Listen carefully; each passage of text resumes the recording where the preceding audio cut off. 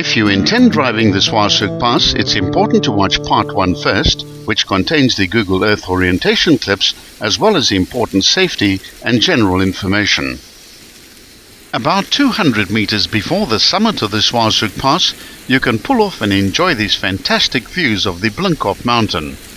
This mountain towers to an altitude of 1,836 meters and forms the eastern border of the Mountain Zebra National Park.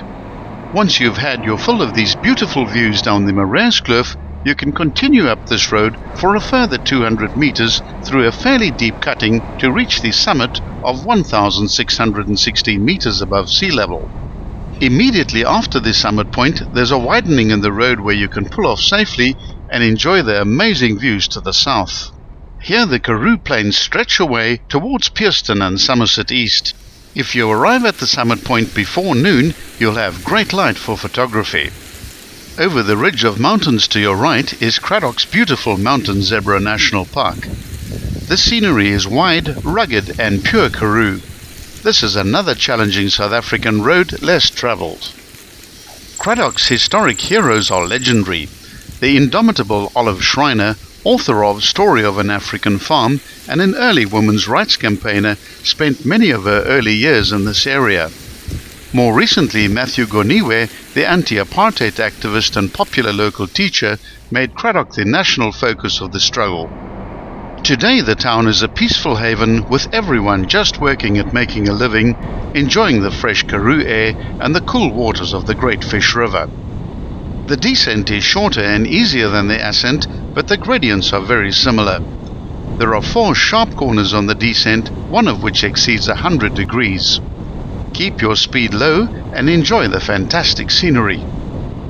Permanent irrigation water diverted from the Orange River has given stability that many other rural areas lack, in that the periodic devastating droughts are made less severe by the lucerne and maize that is grown, and that the farmers are able to produce winter grazing for their animals. The water has also enabled them to branch out into other farming enterprises such as ostrich and vegetable farming. The outbreak of the First World War and the prohibition of luxury articles on ships saw the collapse of the ostrich feather industry. Today there's a revival due to the increasing demand for leather as well as low cholesterol meat. The region enjoys a healthy climate with hot summers, bracing cold winters and a low rainfall.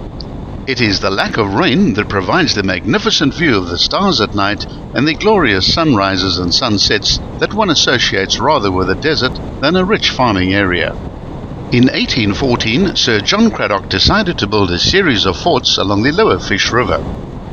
The town of Craddock, although intended as a fort, never saw conflict. The pass ends at the 8.1 kilometer point at an altitude of 1,383 meters adjacent to the Merino farm. Continue for a further 70 kilometers to reach the town of Pearston.